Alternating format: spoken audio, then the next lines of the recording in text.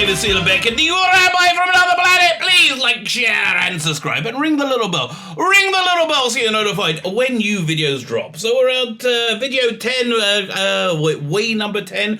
Honor the wise person, honor the wise person. So this is way number 10 of the 48 ways to wisdom. I'm doing a video a day for the next, next 38 days. Well, number 10. These are 48 ways for you to be able to acquire greatness. These are things that you could do constantly as part of your life. Just if you can just slot them in as attitudes, right? They will make you a successful person, and they come from a codification of Jewish law from about 2,000 years ago, called the Mishnah. It's a tractate of the Mishnah called Pirkei Avot, the Ethics of a Father. The rest of the Mishnah is basically laws and stuff like that. You know, don't mix this with that. You know, basic, very pretty dry laws. This is a kind of a funky one. It's the rabbis of 2,000 years ago given a chance to say, write anything down that you think will be useful to mankind, to humanity, and that's basically what it is. So, Pirkei Avot is Ethics of Father. It's just lots of good advice. So one of these laws in there is the 48 Ways of Wisdom, 48 Ways of Acquiring Greatness. It was a series developed by my rabbi, Rabbi Noach Weinberg from Asia Torah. I will be putting the link to the class that I'm referring to in the video notes. Go check it out. Go check it out. It's good for you. It's good for you. Before we get into it, can you hit the like button? That'd be great. Can you hit the share button? Even greater, can you hit the subscribe button? That is the greatest button of all to press. I would say one button to rule them all. If you can comment again, fantastic. The algorithm loves a bit of commenting, so thank you for all of that. And then if you really want to be fan-dabby double-dozy, like super fantastic, go check out my Indiegogo. Go check out my Indiegogo. And Indiegogo is a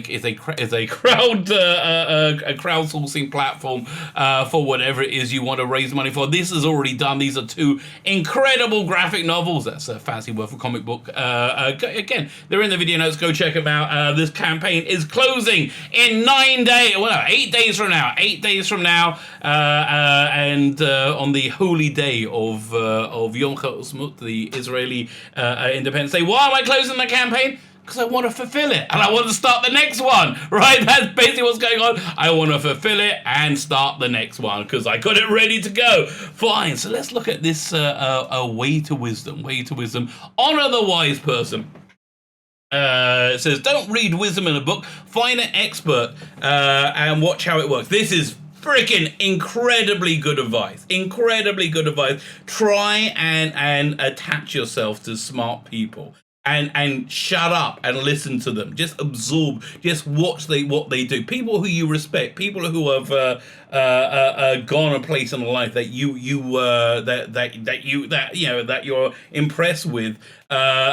Just shut up and listen and see what they do. Being around them is a good thing, and one should honor them because wisdom is insanely valuable. Now, we live in a society where instead of honoring the wise person, we often honor the successful person, and that success often has absolutely nothing to do with that person. They're either very attractive and in the right place at the right time. We honor like movie stars, right? Pretenders. I was going to say, we act like their thoughts mean anything. They really don't, but we don't act like them. We just, the media acts like their thoughts mean something, and we should care what they think. They've been a bit upset that we didn't agree with them over politics for the last few years. They haven't like that, but success and failure is completely out of your hands, in my opinion. So you have to you have to do the work. You can't expect to be successful if you don't do any work. But the success and failure, I believe, is completely out of your hands. That's in the hands of God. The hands of God. But wisdom is not out your hand. Wisdom is something that you can grow and you can acquire. So wisdom you can find anywhere. Here's the key: you can learn anything. You can learn something from anyone, no matter where they are in life. But if people who are older than you, who have seen more of life than you, have more life experience than you, they normally know better. like I'm old enough now to know that people who are older than me, generally speaking, are smarter than me. I mean, they may not be right, but I give them respect. I give them respect because they're just by the dint of them having more years, they have more wisdom because they've been around longer. Again, this is something that's completely forgotten in this world. But there's an idea in Judaism that it's good to serve the wise person. Like, my wife, when we lived in Miami about 20 years ago, she would always volunteer to drive, visiting like these big rabbis that came to visit to speak.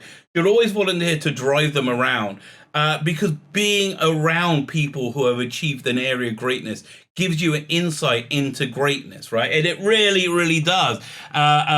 So above anything else, it also helps if somebody's gone in the direction you want to go in life, if they've gone in that direction before and they know the pitfalls. So this lesson starts off saying, if let's say you get a job, like they're going to pay you like $100 million to build a bridge. The only drawback is you are the chief architect. You're the only architect, right? You're the only engineer. You never built a bridge before. You don't know what you're going to do. You're going to have to go and look around and study and do a lot of work. Or you could just ask somebody who knows what they're doing. On a more basic level. Let's say there's water spurting out of your toilet. Now you could fix it yourself. Maybe look it up on YouTube. But you're probably better. To get in a plumber, get in an expert. Like, oftentimes, let's say something breaks there, like the washing machine breaks. I will look on YouTube and I have a level I can go to where I go, yeah, okay, this is something I can cope with. This, even though I've never done it with. And then suddenly you all know when you get there, when you go that one step further, you go, yeah, no, this is out of my pay grade. You gotta find somebody who has some wisdom in the in that area. So assisting a wise person. Assisting a wise person is a good thing. It helps you and it helps them too. Obviously, but be prepared to absorb wisdom. So the important thing is just shut up around people and listen. I remember one time, it was in the 80s. I was at a comic book convention in London. I think the UKCAC. They got freaking awesome. And one year, Will Eisner was the guest of honor. And I saw Alan Moore. Alan Moore is a comic book writer. I think probably one of the greatest comic book writers. Just like walk around him and shut up and just like suck in his wisdom, right? Because he was smart enough to know just shut up. It takes a level of humility, which we went through the other day, to know that to not fill up the world with your with you and empty yourself out so you can hear the wisdom of other people. So listen, have a bunch of questions ready. That you don't have to ask openly, but that will be useful to you. Like questions like, what does it mean to be a good person? You don't know when you're going to be sitting on a bus, sitting on a plane, sitting somewhere next to someone, and you don't know who they are. So you might get lucky. So these are questions that are good to think of. Like, what does it mean to be a good person? How can I be kind without being taken advantage of? That's a good one. How can I control my anger? What are the what is the key to greatness? Well, this is 48 ways to wisdom. There are many keys, but this one really is a great key. How can I maximize my time? Oh, that's again. Listen, I want to answer all these questions, but no, these are questions that you should have. What makes a marriage successful? How do I use my full potential? How do I break out of laziness? That's a big one. How do I get more joy out of living?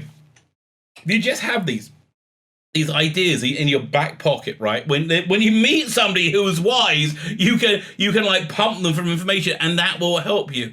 How can I have more patience with my children? How can I get more joy in living? How can I be a better son, daughter, husband, father? What are my responsibilities to my community? What is the meaning of existence? What does God want for me? I guess, assuming you believe in God.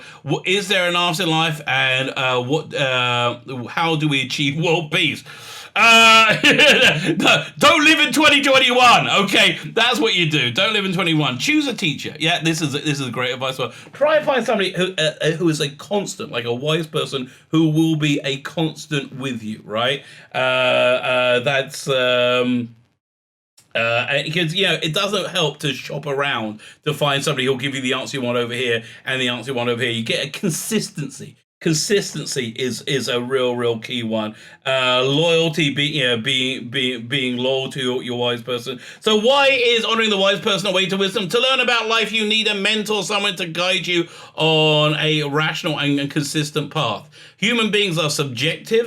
We need somebody to help us give us an objectivity. Yeah, that's a real good one. I mean, listen, it's good to have a mentor, a friend, and a student. You should have all three of those relationships in your life. It's good.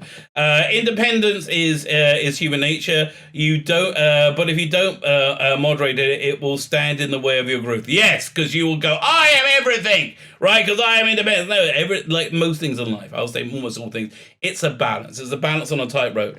Be a student of the truth. The most destructive disease is ignorance, not being connected with reality. Gee, dude, if you want evidence of that, go to Twitter. It's right there. Get in touch with somebody who understands life and pump them from information. Always look for that. Go look for a teacher. These are all mentor, whatever. These are all really good pieces of advice, right? Really good pieces of advice. And listen, if you want to do what I call a double mitzvah, a mitzvah is a good deed. Go and volunteer to keep people company in an old age home, in a retirement home. There are lots of people there who are completely alone, who are just completely alone, who are full to the brim of wisdom, right? They will be delighted to see you. They will be delighted to spend time with you, and they'll be delighted to talk to you, right? And you might get one or two pearls of wisdom out of it. It's just, it's a win-win, and win-wins are always good. So there you go. That's way number 10. My name is Caesar Beck, and the Rabbi from another planet. Join me tomorrow when we hit way number 11, and have yourselves a fantastic day.